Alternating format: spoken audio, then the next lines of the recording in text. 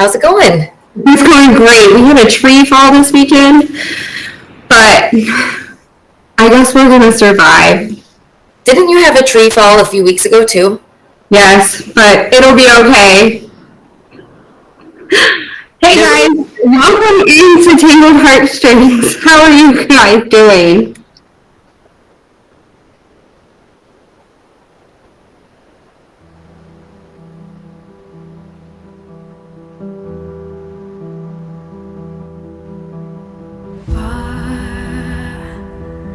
Far from the crowded room, you played my heartstrings. What could I do?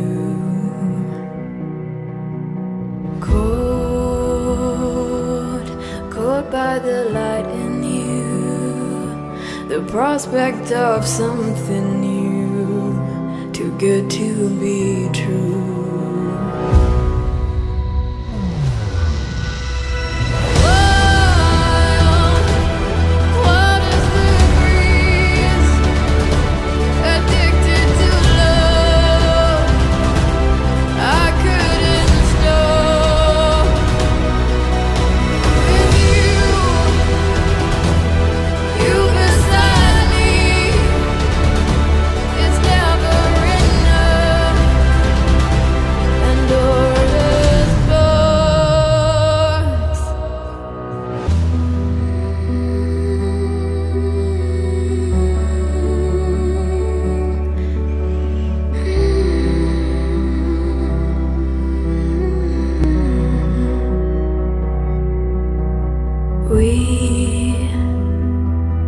We were so young and free, a beautiful symphony, no time to deceive.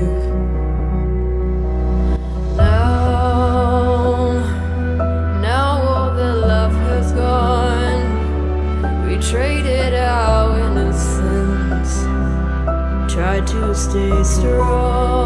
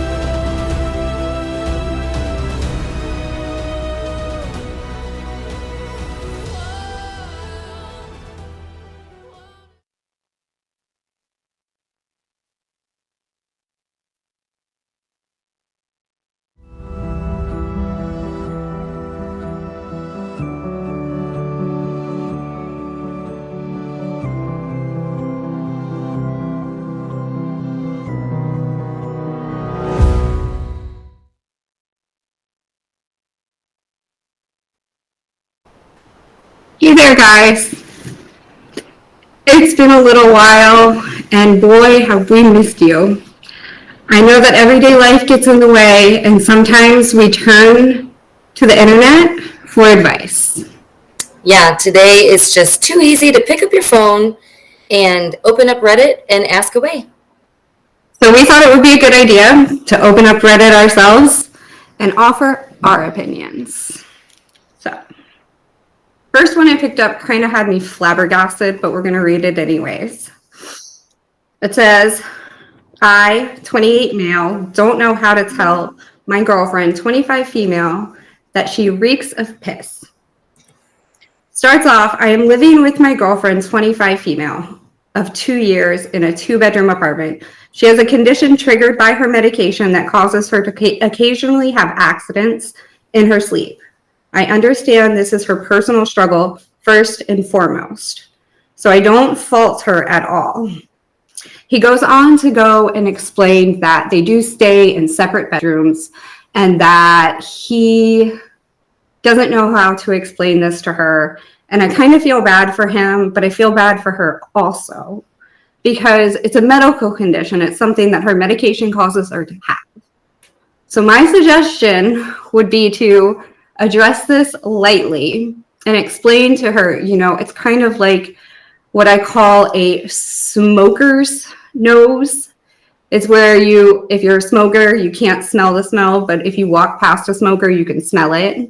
So they've kind of gone nose blind and coming out and saying, hey, I think this is something that you're not noticing, but people around you are noticing. And I've kind of noticed it also, that maybe a 1 shower a day is not working and we need to move on and go 2 showers a day. And if that's not working, maybe talk to our doctor and see if there's a medication change that can happen. What are your thoughts, Ashley? Yeah, well, and I saw in the post too that, with the separate bedrooms, like if her bedroom door is open at all, like you can smell the urine throughout the entire house just from having it cracked. So yeah, I think it's definitely something to tread lightly. Like you don't want to hurt feelings. It's not her fault. And so maybe offering ways of being supportive. Maybe it's like a mattress pad, or maybe I can help you with laundry, or, it's like, what can we do? Like buying extra sets of bedding, so that the bedding can be changed out every day. I don't know. That's just really tough though. And you can tell that he cares about her and he doesn't want to have the conversation, but he knows that he has to, Right. And I mean, even if maybe he's listening right now, and I would suggest using vinegar in your while you're washing your clothes. That can help take a urine smell out. There's also something called Odoban. We've had little kids, we have dogs, there's smells everywhere in our laundry all the time. So we use Odoban. There are a few other things that you can do, soaking it in water first with soap and using that pre-wash setting on your washers. Those are some helpful hints for maybe having a stench in your laundry or in your home. Maybe it's not urine, maybe it's something else that could help you guys. Yeah. And the thing is, like, if she's struggling with this, other people are struggling with this too. And right. So, I think that this person was great coming out to Reddit asking for advice, because there are other people who have probably gone through this exact same thing. No, I agree. And that's got to be hard too. That's something that's very personal, even though it's a medical condition, or not necessarily a condition, but it's a side effect of a medication. And there's a lot of different medications that are out there that people are taking that cause some really bad side effects that people can't help. And I don't think that other people are taking that into consideration, and they're just saying, oh my gosh, that person smells like urine. But maybe it's because it's something that they're taking. Or it could be a medical condition. Urinary tract infections cause people to urinate on themselves. So I mean, it could be a number of things, and maybe the medication is causing the urinary tract infections and causing the urine to come out. That's not a very good smelling urine with urinary tract infections. So I mean, that can stick around for a while. Yeah. Well, and I wonder if she's using, or if he's thought to suggest, adult diapers. Like, we know that as the elderly get up there, that's something that they just lose control over. And, sure, it's embarrassing to have to go to the store, but now we have Amazon or online, purchasing. And it's like she could have something discreetly shipped to her home. The only people that would know would be her and her partner, who already knows about this. And so that might be a way to combat everything that's happening too, to make it a little more manageable. Right. No, I agree. I don't think that you should address this in a negative manner. I don't think that we need to make it seem like there is something wrong with you. If you're having this issue, it's not something that you can control at all. So it's important to take that into consideration when you do address it with her. It's important to take into consideration that her feelings are going to be hurt. Anybody's feelings would be hurt when you tell them that they smell of something that they don't want to smell of. So I think it's important that you take that into consideration when speaking to anybody about that, even your children. You know, sometimes children have an issue and they're wetting the bed until they're 10 or 11 years old because of anxiety these days or any other condition. I think it's just important to take that into consideration and step back and really, really look at it. What if it was me? You know, how would I want to be addressed about this situation? Yeah, and I think it's important to keep in mind what is the intent of the conversation. You can tell by what's written in the post, the intent is not to shame her or embarrass her. And when you just point out a flaw to someone, it's like, there's the flaw, you know, that is automatically embarrassing. But when you come to it showing support and wanting to help, like that's what kind of gets rid of that like shame that comes along with it. So instead of like, hey, I noticed this, like, what are you going to do to fix it? It could be like, hey, you know, I noticed this is happening and I want to help. Here are some things that I thought of, like, what do you think I could do to help you as well? Or what could we do together? So just approaching it from a way of support instead of a way of just pointing out the flaw.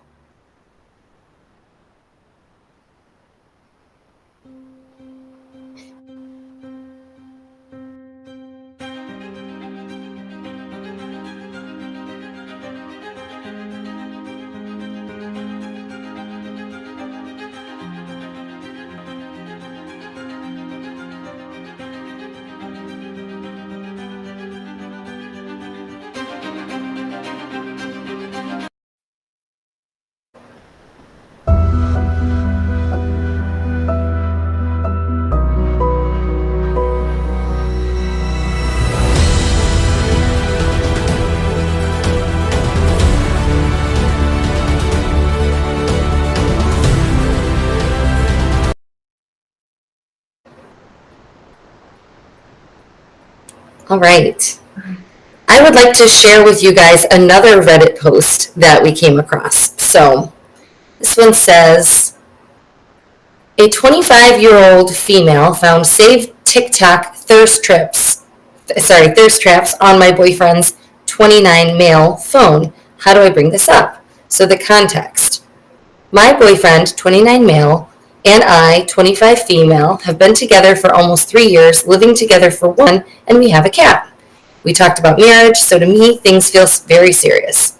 Recently, I discovered that he saves thirst traps of women showing off their butts and breasts, both clothed and unclothed, on TikTok.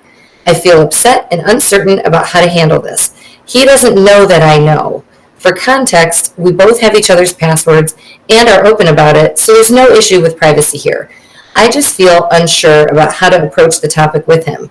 How do I have a conversation about this without making things awkward or uncomfortable? What do you think, Mia? Honestly, my opinion is you should have never picked up his phone.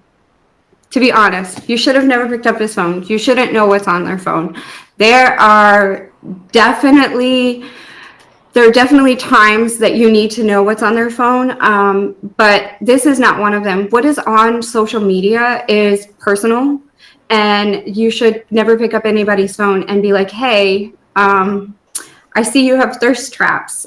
So do I. I've been liking videos also. Would you like to see my phone?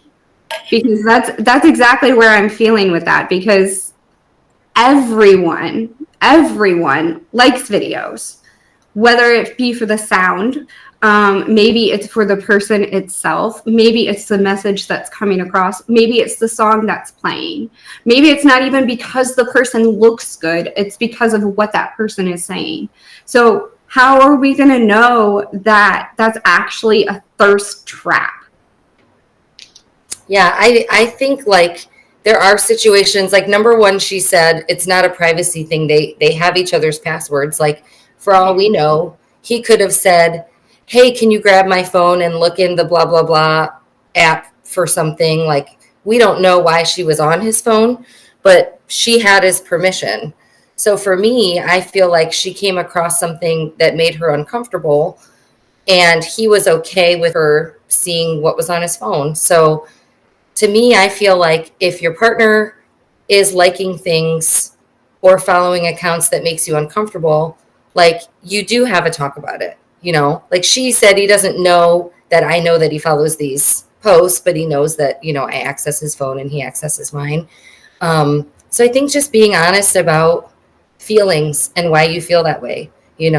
Hey, I saw you follow this account and every picture that she posts is her ass hanging out or showing off her breasts, and that makes me uncomfortable because. And then you go from there. Then you have an open conversation, and you figure out why does this make you insecure, because you may have your own insecurity issues to work through, or it could be the man, it could be vice versa, either way. Maybe she's watching some dude with his shirt off chopping wood or whatever, but like you have found it for whatever reason, but now we have to have the conversation and address, why does this make me feel insecure? And then the partner can decide, I'm going to do it anyway, even though it makes you feel insecure. Or they can explain, like you said, well, the reason I follow this account is because I like XYZ. Or they say, you know what, the account's not that important. I'm just not going to follow it anymore if it makes you feel bad. But I do think like having that conversation is really important about how you feel. Okay, but then that goes into, you're watching thirst traps, so you can't be friends with females, and then it turns into he or she is losing friends because they don't agree with them being friends with the opposite sex. If you start there with having issues with what's on my social media personally, then we're just not going to work out. Yeah. Because it's, if I'm with you, I'm with you. When you commit to somebody, you're with somebody. What I'm doing on my social media and liking and all of that, why should it matter to who I'm with? If I am laying in that bed with them every single night, if I am telling them that I love them every single day, if we are meeting all of those communication needs to begin with, because you should be, and that should be the only reason why you're together, is you're meeting all of those needs to begin with. So why are we worried about each other's social media at that point? Right. If we're in that committed relationship, they've been together for an entire year. They're in that committed relationship. They've lived together. Why, if they're sleeping together and they're meeting all those commitment needs, why should there be any issue with what's going on their social media? Social media is so big these days. I don't think that your significant other should have any problem with anything that you're doing on it. But you have to keep in mind, you're very secure in your relationship and you're very secure and confident as a person. And so your perception is through that lens. We have other people who I know people who've been cheated on by every partner that they've ever been with. And so they have huge issues with their partner even looking at thirst traps online, because to them, that's the first step before they cheat, even though we live together, even though we have a cat together, whatever else. And so like we have to leave space for the fact that other people have different experiences that have gotten them to where they are now. And to you, who cares what I'm looking at online, because I'm laying down with my partner and I love him and I'm spending my life with him. Like, it's so obvious.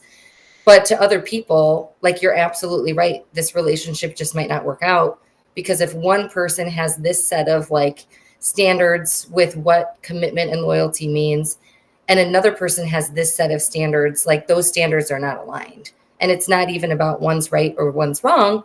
They just don't match. And so you would not be okay with being with a guy who was like, you can't be showing off anything online and you can't be, looking at dudes or whatever. Like, it would be a misalignment. And you would be like, why should I have to change who I am? Like, I'm completely loyal.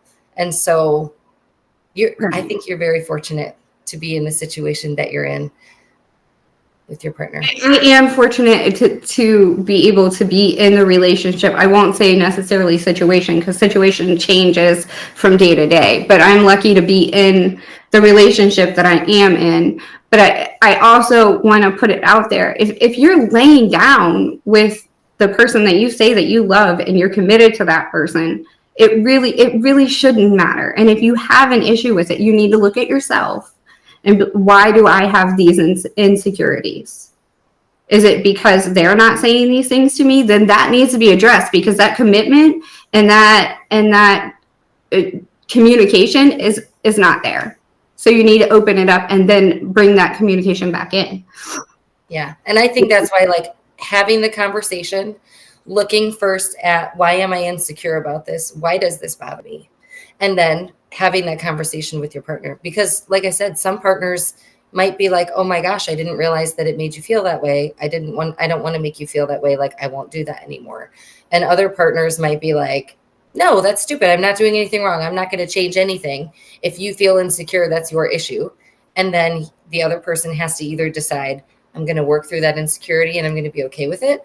Or they're going to decide, this is not a relationship I want to be in. I don't want to be with somebody who, whose actions make me feel insecure. And they would find a partner that they're more aligned with. Right. But I kind of disagree at a point, because I don't think that if it's something that you're secure in with yourself, and it's something that you've done before you were in this relationship, and it's not been a problem in your life before, liking things on social media, because that's what we're talking about right now. If you've been doing that consistently and it's not bothered you, you've not met anybody from TikTok or Facebook or wherever you're liking these things, you've never met them in person, you've never engaged with them like personally, I don't think that you should have to change. I think that the other person really needs to work on themselves and their insecurities, especially if you're committed in that relationship and you have, expressed that commitment and you're living together. I don't think you should have to change the things that you're doing yourself just to make somebody else happy, because then that's taking happiness away from yourself, and you should never take happiness away from yourself. But then I could counter that with, if you're in a committed relationship with your partner, and this is an action that you did before you ever met your partner and it brought no problems, but now it's making your partner feel insecure, like you might cheat or like you're not satisfied in them, why would it be so important to you? Well, I just need to keep looking at hot chicks' asses. I don't really care how you feel. It's never been a problem for me before, so you just need to get over it. Like, that's not really the attitude of a supportive partner either. And so that's why I think it needs to be a conversation where person one says, this makes me feel insecure. And person two decides either, number one, I'm going to change the behavior because you're more important to me than looking at hot chicks online or men. Or number two, I'm not going to change this behavior and you have to either accept it or leave. But I think it still has to be a conversation of, this is how I feel, or this is how this action makes me feel. And then the other person has to decide, I do think people change behaviors like that. And it is fair for them to, we can't expect one person to just change how they feel when this person's actions are hurtful. Like, to you, that's not cheating, but to other people, that is cheating. To other women, right? But you can also do it. But you can also do it respectively. You can say, "Hey, I understand that this bothers you. It's something that I've always done. It's something that I enjoy doing. It's something, and sometimes even it's just a slip of the finger, and you've accidentally liked something. I mean, you can do it respectively and help them become more confident and lose those insecurities still while doing those things that you enjoy. You're just going to have to find the way that you can change those insecurities without changing yourself. See, I think there's room for both, though. I think there's room for the insecure person to work on confidence. I completely agree. And get to the root of, why does this bother me? But there's also room for the other person to say, maybe I don't need to be following these thirst trap accounts. Like, why do we put all of the burden on the insecure person to work on themselves and change and just be okay with their partner's behavior that bothers them? But we're not putting accountability on the partner to say, hey, this is something that hurts my partner, so I'm going to choose not to do it. Like, why is that a bad thing? If I hear you saying like, well, this brings them happiness. Why can't they do it? Well, it brings their partner sadness. So why, if they love their partner and they don't want to make their partner sad, why would they not consider changing that behavior? Because we're only partially responsible for making other people happy. Our happiness is the most important. So why should we have to change who we are as a person and become somebody completely different that we don't want to be just to make somebody else happy?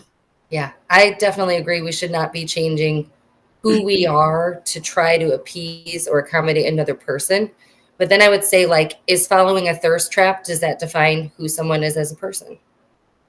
And it's not necessarily always going to be a thirst trap that's going, and that's what I was explaining in the beginning. They're not always just thirst traps. And you're focusing on just a thirst trap, but it's not always just thirst traps. Sometimes it's a pretty person, a hot man. Who knows? It could be a grandma that they thought, and and somebody gets jealous over it. It could be anything, honestly. It's not necessarily just a thirst trap. Yeah. This Reddit post specifically said, thirst traps of women showing off their butts and breasts, both clothed and unclothed, on TikTok. So that's what I'm focusing on, because that's what this post is specifically asking. Right. It's not like, I don't want him to have female friends, or I don't like that, he follows women. It is women who are specifically on there showing off their private parts, and that makes her uncomfortable. And what if it is a woman half dressed cooking and she's showing off a nice recipe and he makes it for her the next night? Or what if it is a song that he has found that is amazing and it reminds him of her?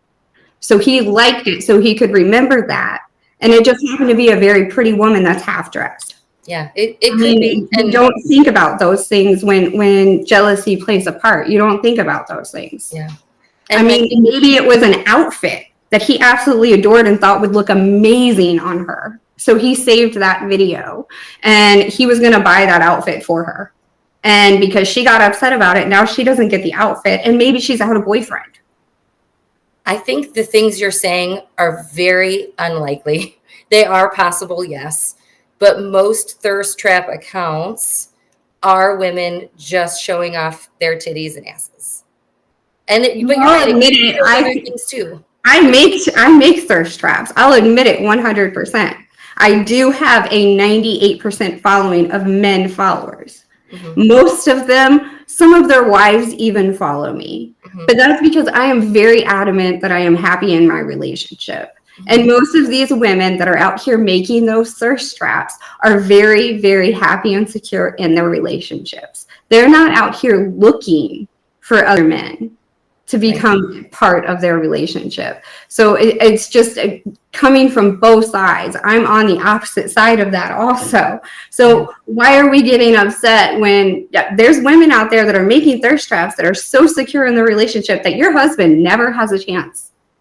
Right. Your boyfriend will never have a chance because they're so secure in their relationship. So, I mean, I find it silly to get upset about a video that is liked on TikTok. Yeah.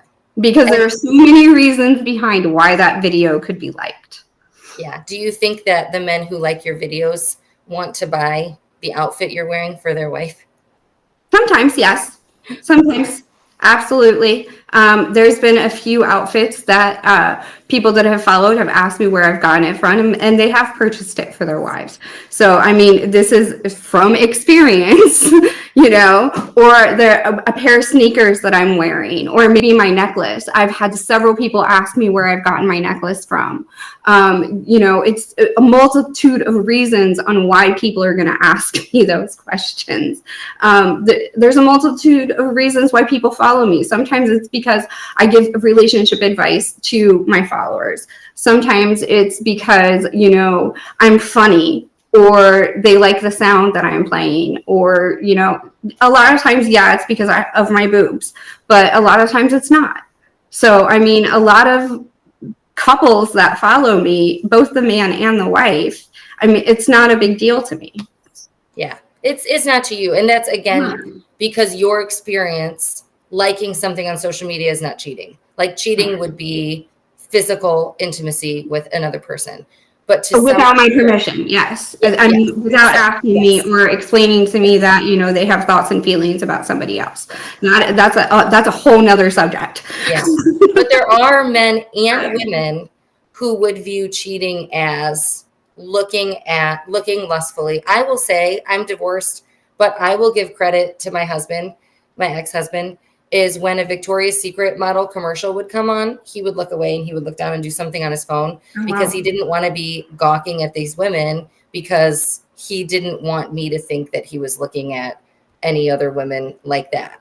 It was just his way of showing loyalty to me, even though I didn't ask for it or need it. So to some people, that's a type of cheating. And that's why it's so important to have that discussion. And then both people have to decide, now that Right. we've had this discussion, now that we both know how we feel about it, we have to navigate, where do we go next? Does one of us have to just be okay with what the other person is doing? Or is this not a good fit and we need to just cut it and find somebody that's more in alignment? And I think that's why we have a huge divorce rate in our country too, is because, you know, so many people aren't willing to open up and communicate and be and feel differently about a situation. We're not made to be a monogamous species, I should say. I mean, obviously, by, you know, us looking at others when we're in a monogamous relationship, you know, pointing out, you know, to our buddies that, you know, she has a nice ass. I do it all the time. I point them out to my husband. But, you know, it causes a higher divorce rate when people aren't in alignment, I should say. Yeah. And it comes down to that being in the beginning, you know, that should be something that is discussed in the beginning too. Hey, you know, I have a monogamous state of mind. I only expect to be in a monogamous relationship. I don't expect to share you with anybody. Yeah. That should be something that's discussed in the beginning, and it can change over time too. I mean, at one point, 100% monogamous for me. But, you know, things change and life changes us, and seeing how different relationships have worked for other people has changed my perspective. So, I mean, it's just different. Yeah. I'm very much like, to each their own, live and let live. You know, I dated a guy who, when we had the talk about being official, he said, I assume that you're looking for a heterosexual monogamous relationship. Is that correct? And I was like, yes. And it was one of those things that I just assumed was on the same page, but it's honestly not. And so it really is good to have that conversation up front. And going along with that, like this conversation we're reading now, this whole Reddit, like that would be a good conversation up front too. What is considered cheating? You know, before we're 3 years into a relationship, if she's uncomfortable with this type of behavior, like that could be a day one conversation of, hey, this is what I consider cheating. And he could say, well, this is what I can consider cheating. And they could figure out from there early on if this is going to be a good fit or not. That way people aren't trying to change their behaviors or whatever to accommodate another person. They're just finding out early, like, is this a good match or is this not? And sometimes people never have those conversations, and then they get 3 years into a relationship and then they're like, oh no, what do I do? Right, exactly. Speaking of cheating, I read another Reddit. It says, my friend is a chronic cheater. I've 22 female, been friends with this girl, 21 female, for almost a year, and we're currently in university. She's had BPD, which might explain some of this situation. A lot of our friendship has been good. We have both been there for each other during some hard times, but there's also been some issues. I'm kind of introverted, and when we go out, she is super extroverted, becomes just inconsiderate and generally rude sometimes. Overall, she's just way too much. It goes on to say that that the girl's ex is a crazy narcissist and who has huge mood swings. So they're in college, and her friend is cheating consistently. I don't see it being cheating in college, to be honest. Some people get married when they're 20. I got married when I was 17. So I mean, exactly. So I mean, age has nothing to do with it, but I mean, it's the atmosphere. You're young, you're in college, you want to have fun, you want to explore. So I wouldn't consider that so-called cheating per se. Yeah, I'm going to have to disagree with you again. If you're in a committed relationship with somebody and you're screwing around with somebody else, like that's cheating to me, regardless of the atmosphere. You could be 14 and in high school, and all you've done is peck your boyfriend on the lips. But if you go peck another boy on the lips, you've cheated on your boyfriend, like in my opinion. But why are we committing so young? And there should be no commitment that young. Honestly. They do, though. People have boyfriends in junior high and high school. I don't consider it like a committed relationship unless you're living together. If you're not living together, yeah, Really? Unless you're in like a long distance relationship, I don't see why are we committing to somebody that we're not living with. What about adults who already have their own houses? Because I've had serious relationships since my divorce, and I've never lived with them because I'm a homeowner. I'm not going to sell my house and move in with a guy that I met 3 months ago, but I'm still committing to be in a relationship with him and not other people. But I don't see the point in committing to somebody if you're not going to be living with them, though, because things change. That person's not around you all the time. You don't know what's going on. So why are we committing to somebody that we don't know what's going on with all the time? What about when somebody is in the military and they leave for war and they're not living? That's different. You've previously lived together. That's different. That's completely different. You've committed to each other. You've lived together, and they go off to war. Why is living together the only, like, why is that the sign of commitment in your mind, that if you're not living together, you can't be committed?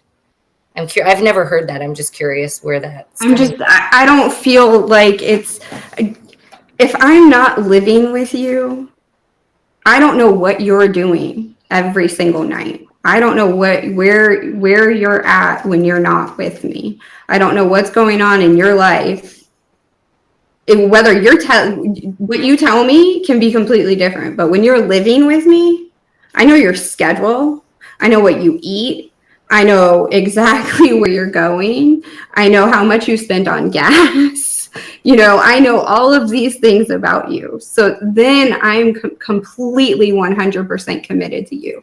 But if I'm not living with you, somebody down the street could be giving me more time that you're not giving to me. And that's going to change my aspect on how I look at you in our relationship, because I don't have that commitment of time of living together with somebody. So that opens my mind up to, well, there's other people in this world that can commit more time to me. And that commitment is better for me, because then we move towards moving in together quicker. And then that full commitment is there. Have you ever lived on your own? No. Okay. That's might be where, because I'm like, I'm not moving a dude into my house unless I know that we are like engaged and getting married. And I'm not moving in with a man either, because, well, and this is different with my experience being different because I'm divorced.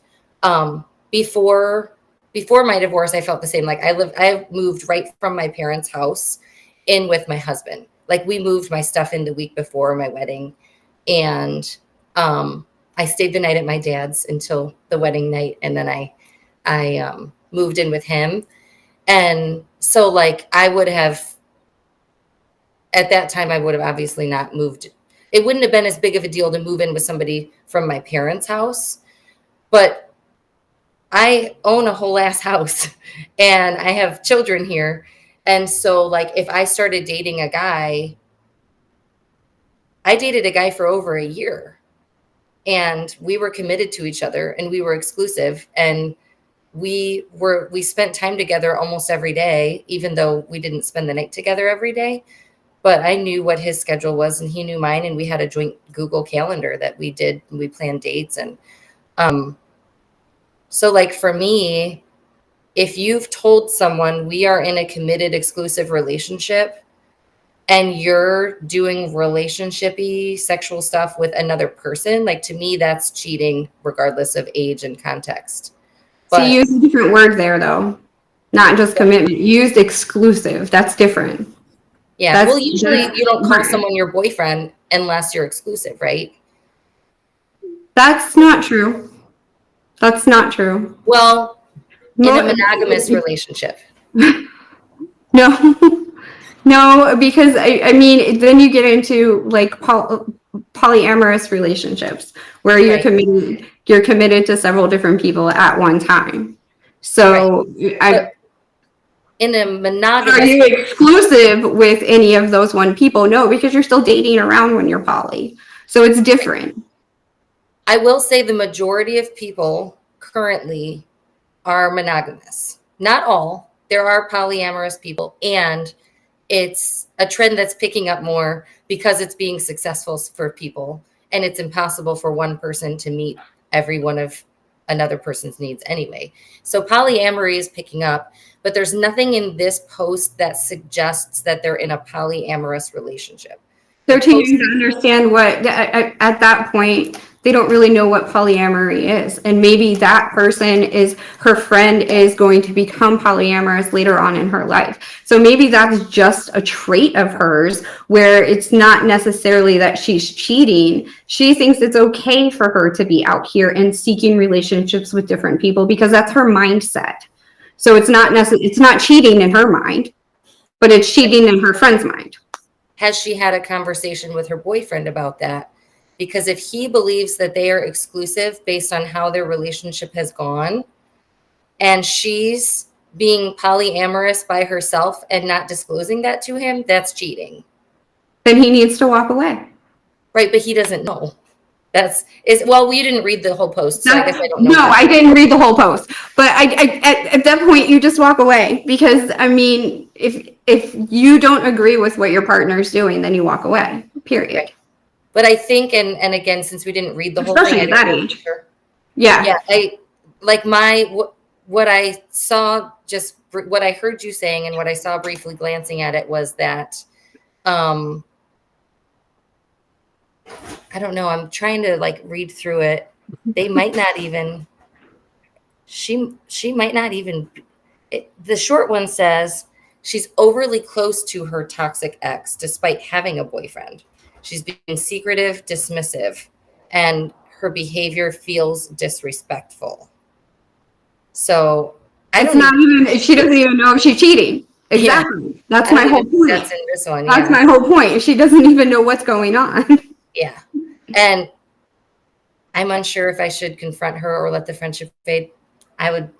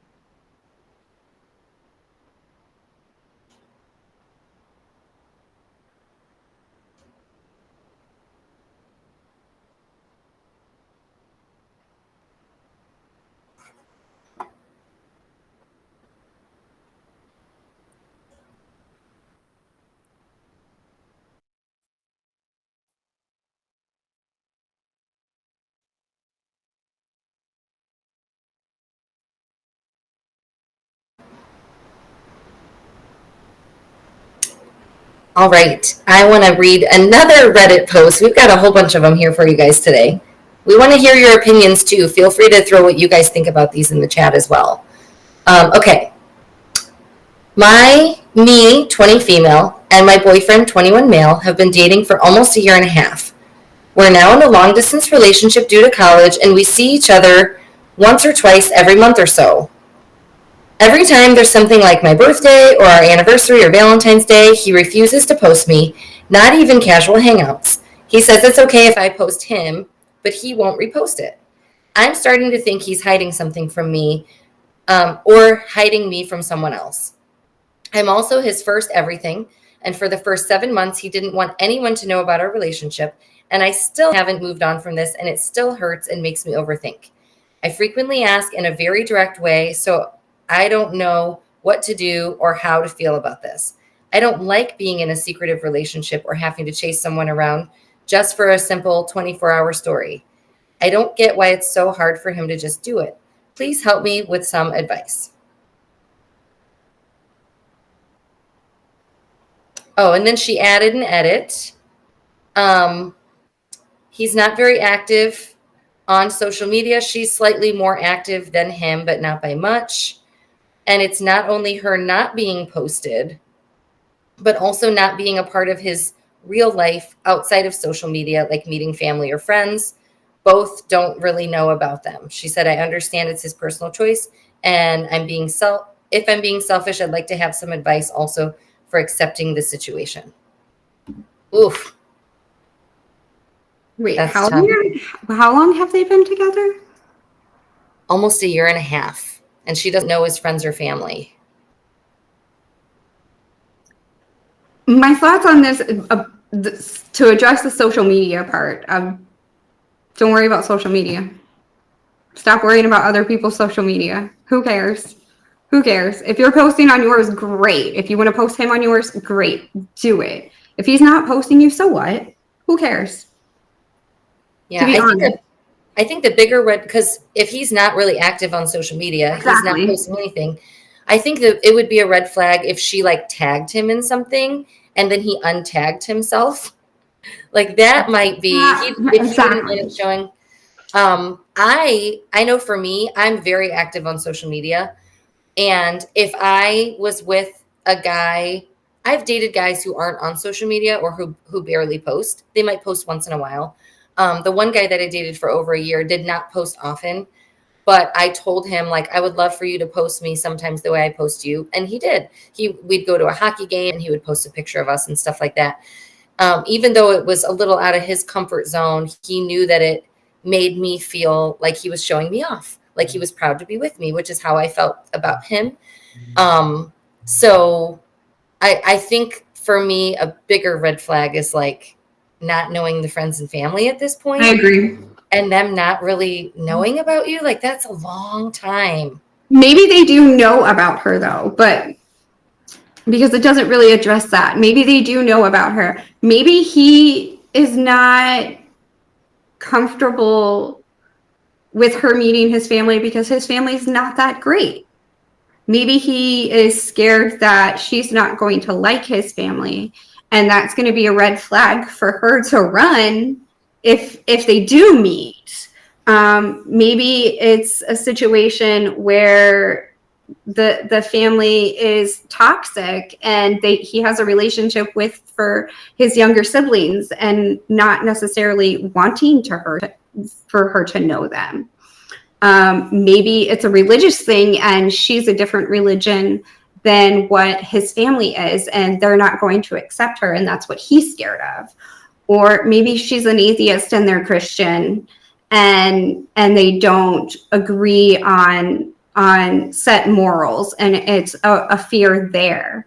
It may be him being scared, not necessarily him wanting her to meet them, but him being scared of what that meet is finally going to bring together between her and his family.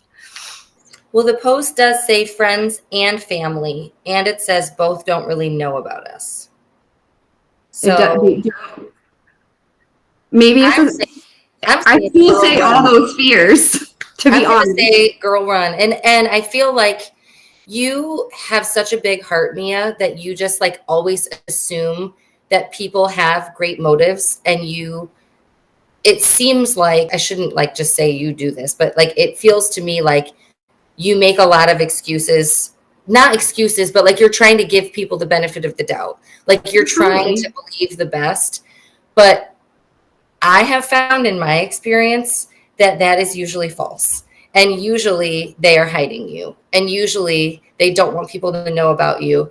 I specifically know a guy who got back with his ex and didn't tell me, and came to my house warming party. And I found out, which it didn't bother me. Like, I'm like, why didn't you, if you guys are back together, why didn't you bring her? And he kind of said, because I didn't want you to know that we were back together. Because people are slimy. Like, people really are slimy, and everyone does not deserve the benefit of the doubt, at least in my experience. Don't lose your big heart. But I have gotten jaded. I won't, because honestly, I could not have that outlook on life that everybody is negative, because that would just put me in a really bad place mentally.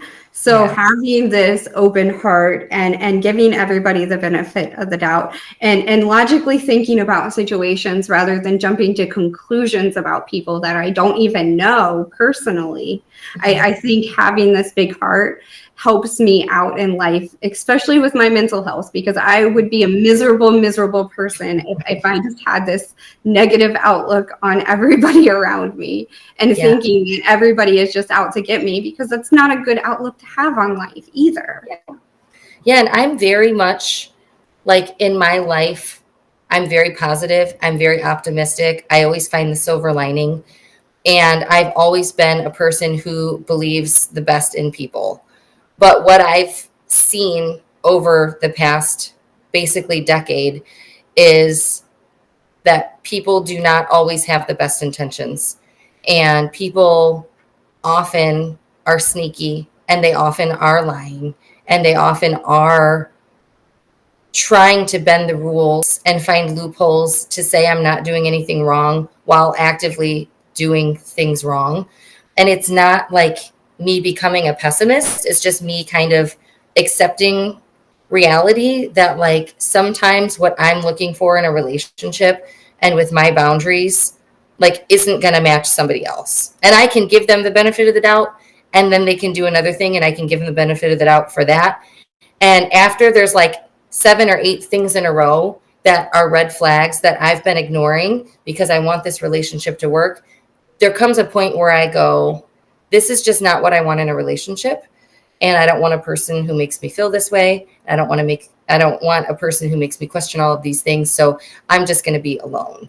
So if I was this girl, after a year and a half of not meeting friends and family, and he doesn't even talk about us, like, I'm gone after 6 months, because to me, that's super weird, and that's red flag. And to me, it's hiding. And maybe it is the things you said, like, religion and stuff like that. But if all of his family and friends are this religion and his girlfriend is not, and he doesn't want them to meet, well, that comes a point that he has to decide, well, what's important to me? Is this religion important to me? Because if it's not, I have to become secure enough as a person to say, well, I don't care what her religion is. She's my person, and I'm proud to show her off. Or to say, you know what, my religion is too important to me, and we don't match on this, so I can't be with you. I need to find somebody who matches my religion. Like, but it comes down to Stephanie saying he needs to have an honest conversation. Like, everything we always say is, it comes down to communication. Like, we have to have those conversations, even when they're hard or uncomfortable.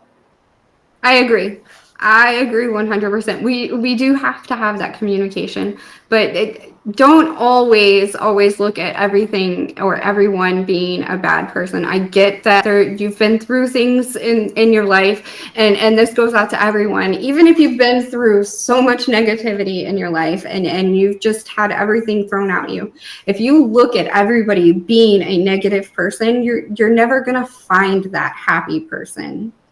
You're never going to find that person for you if you're always looking at everybody in a negative manner. You just got to open your heart up just a little bit more and hope and wish, because I know not everybody's good. I know there are so many people out there with such bad intentions in life, and I know that those people are around me. I choose not to be around those people, and I cut off ties with them immediately if they're negative people. And I only keep positive people in my life. And if you're going, 6 months and you haven't met their parents, you've had the conversation, okay, then why haven't I met? At 6 months, at 3 months, you're having that conversation. If you're having that conversation, why have you stuck around a year? She stuck around with him for an entire year. A year and a half. Okay. Year and a half. She stuck around with him for that long, has been okay with it up until this point. She knows all of those things have already happened. She's opened the communication, I'm sure, several times, because women don't just keep things quiet. It just doesn't work that way. She's already opened that door several times throughout that year and a half, and she's made it that far. Why should it be an issue at that point? She's gone this far into it. She's opened those doors several times. She's said her piece several times, and nothing has changed. Yet she is stuck with that person. She's already made that commitment to herself. That, no matter what this man does, no matter anything, I've already been with him for a year and a half. Why should she cut ties just because she's not meeting his family and friends at this point? Ooh, totally disagree. Why should she? Sorry, I'm not trying to seeing them to this point, and she's had this relationship. They're living together, obviously, right? No, this is the one. This is the one that they're long distance due to college. Long distance due to college. Yeah. Okay. So, but for me, I'm like, just because I've invested a year and a half doesn't mean I need to invest any more time. Just because we have a certain amount of time invested. I'm not saying that she needs to invest more time, but why is it becoming such a problem at this point? If she's anything like me, she's probably overly patient and just kept hoping that it would get better. And so she kept investing more time thinking, this is going to get better. I'm going to just directly communicate. Like she said that she's outright told him, like, this hurts me, or I would like for you to do this or whatever. And it hasn't changed. And it seems like based on the post that it's getting worse. So but she's choosing to stay. But that's what she's asking is, that's what she's coming to this and saying is like, I'm not okay with this. Right. And I'm not sure what to do next. Like, am I being selfish by asking him to change these things? I need advice. Should I just accept the situation as it is? So my advice is run. Just if you're with a person who makes you feel bad and makes you feel uncertain about your relationship, and they don't want you around their friends and their family, and they don't want people to know that you're together, then why are you wasting your time? Like, go be free. You'll be happier alone. And then you can find someone who actually is proud to be with you and who actually wants you to be a part of their life. Like, I can't imagine dating somebody that doesn't want me to be around at least their friends. Like, family, I get, like, not meeting family and stuff right away, but I'm out with my friends a lot, and it would be really weird if I was dating a guy and he didn't meet my friends, because after things are going well, like, I can't wait for him to meet my friends and we all do things together, because that's just the kind of person that I am. Not everybody's like that, but if this girl came to me and asked me this question, I'd be like, girl, get out of there right now. This dude is, and it's not even that he's bad. He's not a bad person. Right. They're not, I don't know why I always do this. Right. I always do this. There's got to be something more to that. I honestly. Yeah. I honestly think that it's a hard situation, but I guess walk away, because you really shouldn't have stuck around this long, to be honest. Yeah. You shouldn't have stuck around this long at this point. I found another Reddit that I think, let's hear it. I think is something that should be addressed. I think it's something that we need to talk about, because I don't think that it's a reason to break up with somebody. It says, my boyfriend, 28 male, and I, 26 female, have been together for 4 months. Just 4. That's true. Just 4. Over the past couple of months, he shared that he has ADHD, now medicated. He's extremely smart, but can come off as arrogant and outspoken. He has had problems with authority, following directions, and generally has a rebellious nature as an adult. He has accumulated a warrant from a criminal misdemeanor charge, a suspended license, and major debt. Initially, I looked past these things. You should have never looked past those things. Just let me throw that out there. We're going to continue reading. I was apprehensive, but realized that I've had my own challenges in the last few years that I'm also working on. Okay. And he's not a bad person for making mistakes. No, nobody's a bad person for making mistakes as long as we learn from them. Yes. As long as we learn from them. I am not perfect and would also want compassion. I've shared multiple times that I am wary of the future with him, but am willing to see where things go. We've had discussions about his plans to save money and tackle each of these issues within the next year or so. And in the meantime, we've gotten along great. We fell in love, and he is my best friend. That's amazing. That is. We have an amazing connection, and he makes me feel so loved and happy. However, 2 months ago, he lost his job. Now his whole plan is out the window because whatever he had saved before is gone, and he is now in survival mode. Okay, I'm going to stop there. You've created this whole scenario of we're in love, we're doing great, and he loses his job. And she wants to know if she should leave. The past couple of months have been a real test for her, and if she should leave. We all go through and we all have issues and we all make mistakes. And sometimes those mistakes happen to cause major issues within our lives. We lose our job. Maybe we lost a promotion or we get demoted or whatever. But if you're in a loving, committed relationship, that should not affect your life at all. That should not affect your relationship at all. I don't think losing a job should make somebody want to break up with somebody else. I don't think that losing a promotion should cause that. The red flags for me in this post were the beginning where he was having issues with substance abuse and you know, all of those other things should have been the red flags to begin with. And yes, people do change, but if they're changing in a significant amount of time and very fast because they're coming out of that substance abuse or addiction and they're changing fast and everything's going great and they're being what is, I wouldn't call it love bombed, but it's basically that dopamine's there and they're moving fast within life and they're succeeding so fast and they're moving forward and gaining that momentum. And then one thing sets them back. And then the mindset sets back.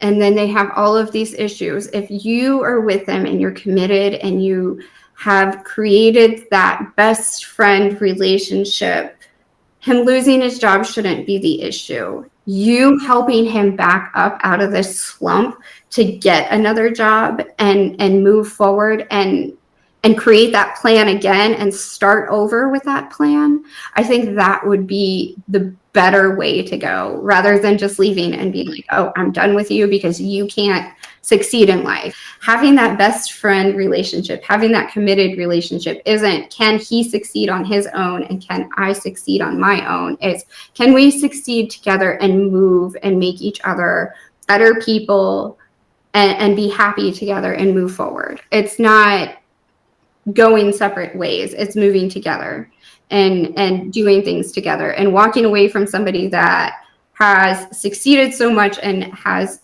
gone through and changed their lives so much for the better and then has this one setback you're going to create another setback. And then that person's may not move forward ever again in life. And then you have to make that decision is, am I going to be able to help this person and move forward, and together we can create and succeed together? Or do I need to walk away from this person because I don't think this person's ever going to be successful? Yeah. And I think it would be different if they've been dating for 2 years, right, and for 20 months he hasn't been working. Like, he started off working and then he's just been freeloading and not doing anything. But like, this just happened. It takes more than a month or two to find a new job and get established. And he might even find a new job and after a couple months realize that job is not a good fit. So like, a job loss in and of itself, I totally agree, is not worth ending a relationship, especially when you say that you're in love and this is your best friend. This person makes you feel like loved and valued and happy. It's like, if they lose their job, I totally agree, Mia. Like, what can I do to help you? What can I do to support you? And I would assume at 4 months that they're not living together yet. So he's probably not financially dependent on her, though I don't know for sure. But I would assume like she hasn't taken over like paying his bills and stuff. She said that he had a savings and now he's drained the savings and he's in survival mode. Well, good on him that he was responsible enough to have a savings. Like, a lot of people don't have a savings and they're paycheck to paycheck, and job loss, they're completely screwed. So it's like, just like you said, Mia, like, he's already overcome so many things and he's already shown that he's willing to put in work to be better and to continuously grow and better himself. So why would you end the relationship just because he hasn't gotten reestablished in 2 months? Like, it takes longer than that. I mean, sometimes, especially in today's economy, especially in today's job market, so many people are advertising and so many people are saying, oh, we're hiring. People fill out applications all the time, send in their resumes, send in their cover letters, send in their portfolios, whatever they're sending in.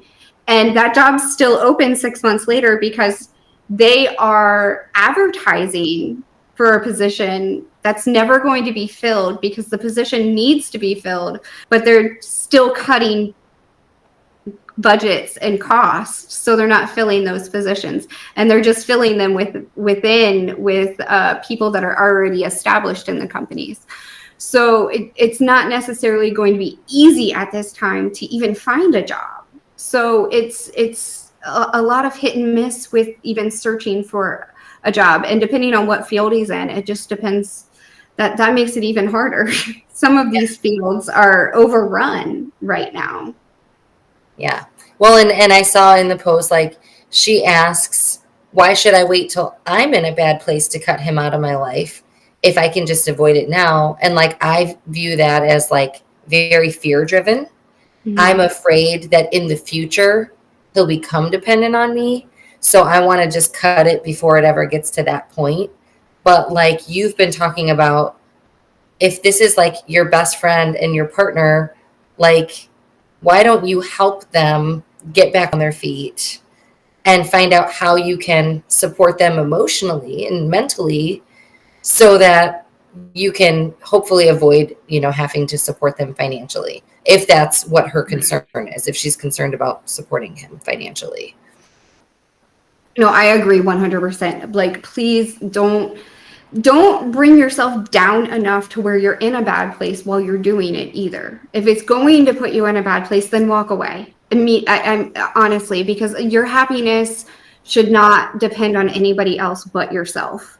Sometimes we do have to help others with their happiness, but we're 100% responsible for our own happiness. It's our choice to help others with their happiness. So, and that plays big on the happiness meter. If he's down on his luck, then he's not feeling happy. So it's up to you if you're going to give away some of your happiness meter to him. You know what I'm saying? Yeah. Like, are you going to deplete some of yours to make his grow? Or, it's kind of an X.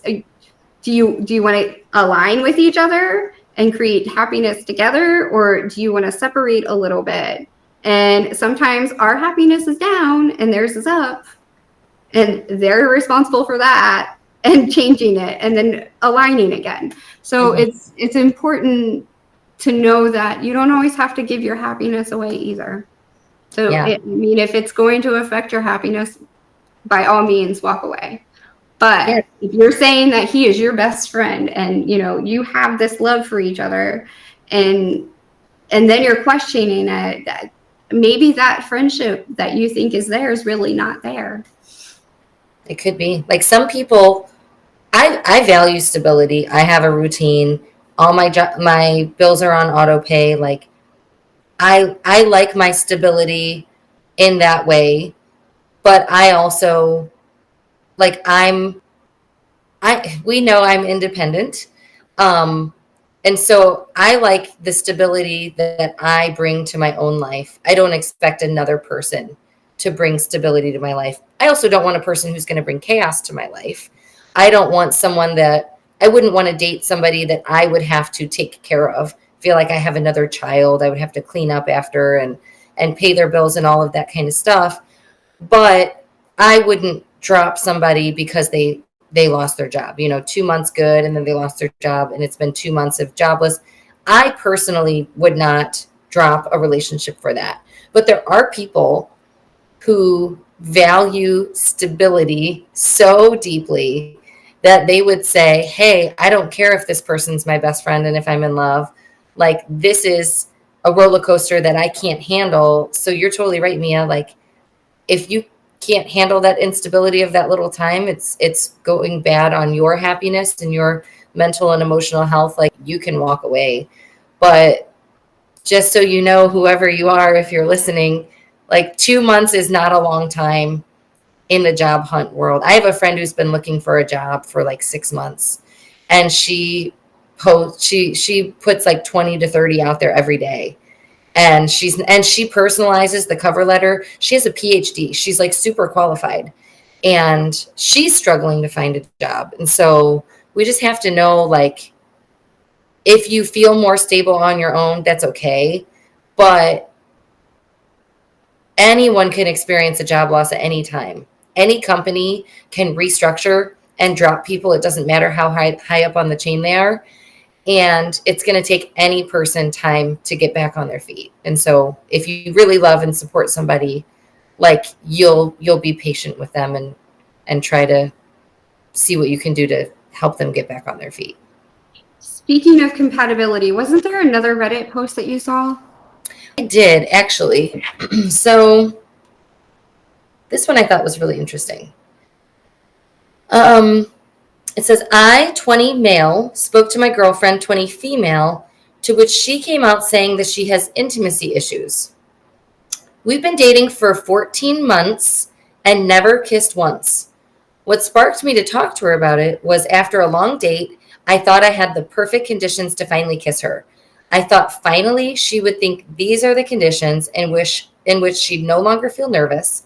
It was dark, only us two.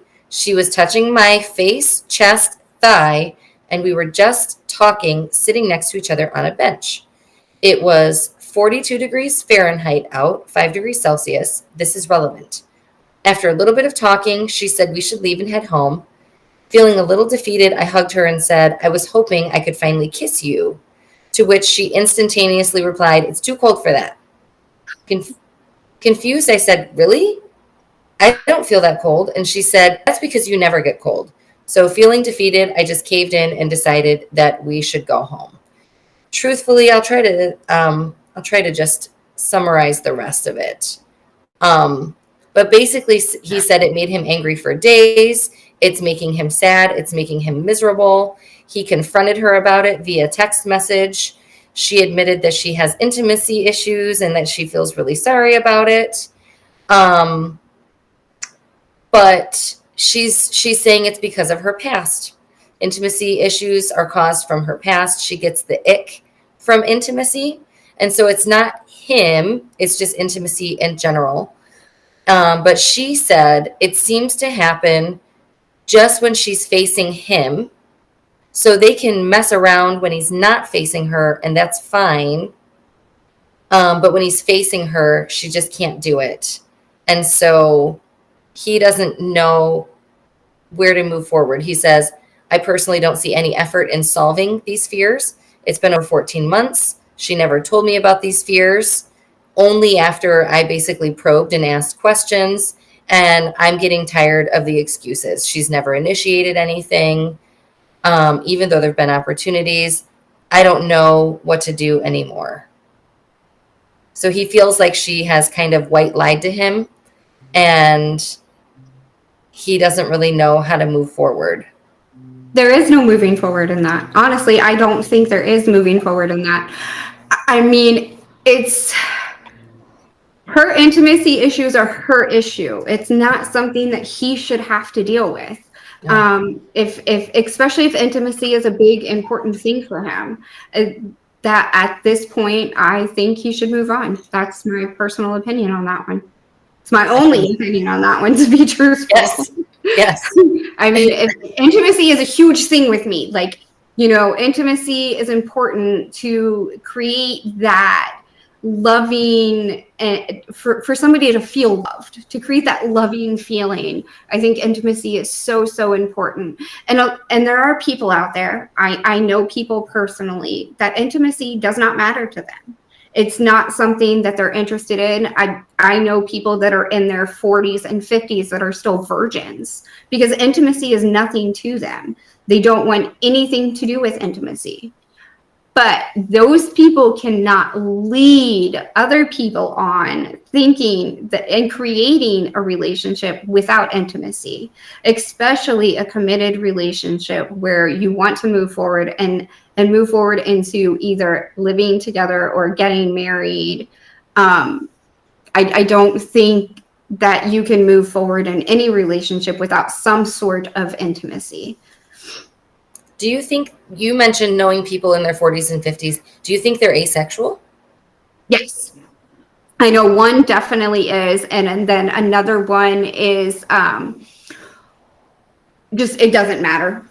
Yeah. He wants nothing to do with intimacy. It's just a feeling that he has never experienced in his life that is, it's just something that means absolutely nothing to him. And you know, he's had relationships and he's explained that, and he's actually been in committed relationships for long periods of time where both people, the intimacy didn't matter to each other. So if she's having intimacy issues, she needs to find somebody else that has the same, not necessarily the same issues, but doesn't mind the lack of intimacy, because it seems that intimacy is important to him. So I say move on. Yeah, I agree. Because if these are issues that she wants to work through, it's going to take months or years of therapy. If she can go 14 months being with him and not even kissing him, but whatever they can mess around if he's turned around, I don't know what that's about. That makes me wonder, maybe she's like not physically attracted to him. Like, I wondered about that. If she can mess around with him when he's turned around, but when she's facing him, she can't. It makes me wonder if there's something about, like, maybe there's not a physical attraction. Maybe it's not a physical attraction because she's hiding from herself and she likes the same sex and not the opposite sex. And maybe him not facing her is giving her that the feeling of intimacy that she's seeking by her imagining that, you know, he's a female or that he's trans or whatever she prefers. You know, maybe it's not necessarily an attraction, not attracted to him in general, just not attracted to that sex in general. And she's imagining somebody else. So, I mean, it could be a multitude of things, but if intimacy is important to you, by all means, move on. Intimacy is important to me. If I was in a relationship where intimacy was not that important to my spouse, then I wouldn't be able to be in that relationship any longer. Right. Me too. I have a friend who I think a lot of people do care about intimacy, right? And I have a friend who is gay, and her first sexual experience was with a man, and they were making out, and she was like, "Okay, this is okay." And he unzipped his pants and he pulled it out, and she ran to the bathroom and she threw up. And that was how she realized that she was gay. And so it's like, Right. if this girl gets the ick looking at her boyfriend, like you, I didn't even think, at first I thought she was asexual, but you could very well be hitting the nail on the head there. Mm-hmm. Absolutely. Or like you said, if she just doesn't value intimacy, like I'm a physical touch person. I touch everything. Like you see me when we're setting up, I grab my cat and I'm holding her and I'm kissing her. I was at an event today with my son, and the whole day I'm just like rubbing his back and touching his, like I just am touchy. I cannot be with a person who's not touchy, because that's how I give and receive love, because it's so important to me. So like I see this guy and he just wants so bad to just kiss her, and he just can't. It's like, cut your losses and move on, dude. Yeah. There's somebody else out there that will kiss you. 100%. I agree. 100%. Yes. I totally agree. There's no reason in this world that you should lack intimacy if it's something that's important to you. And if the person that you're with is not intimate or is lacking in that intimacy department, maybe it's you enjoy holding hands, but the person that you're with doesn't enjoy holding hands. Maybe it could change into, okay, if you're not going to hold my hand, at least can I have a 5-minute hug? You know, you can compromise on intimacy too. It doesn't necessarily have to be exactly what you want. But I mean, compromising on intimacy is important. If you're not getting the intimacy that you're seeking. Maybe ask if she wouldn't kiss you, maybe ask her if we can face each other and hug for 10 minutes, or face each other and just look at each other in the eyes. That's intimate to me. I mean, just looking at the person that I love in the eyes and just focusing on them is a form of intimacy for me. So maybe it's not necessarily the intimacy. Ask her what intimacy means to her. Ooh, that's good. Yeah. What does it mean to Maybe her? it's completely different of what it means to you. So opening up the communication line, like we always say, communication. It's so important. Opening up that line and being like, hey, you know, intimacy means this to me. What does it mean to you?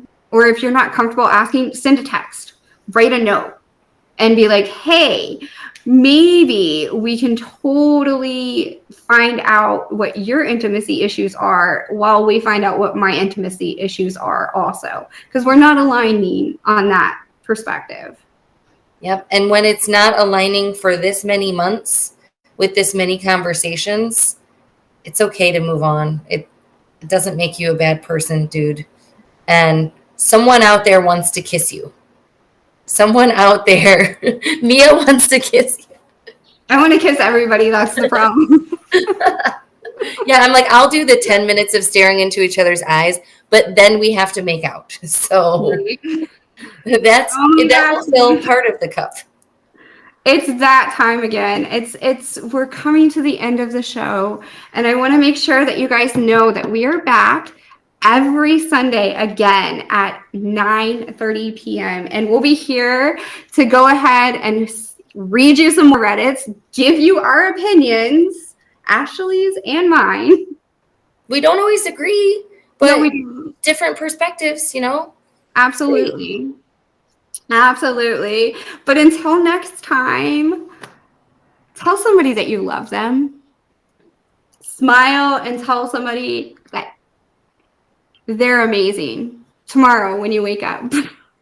And remember to love yourself and that you are also amazing. Bye, guys. Bye, guys.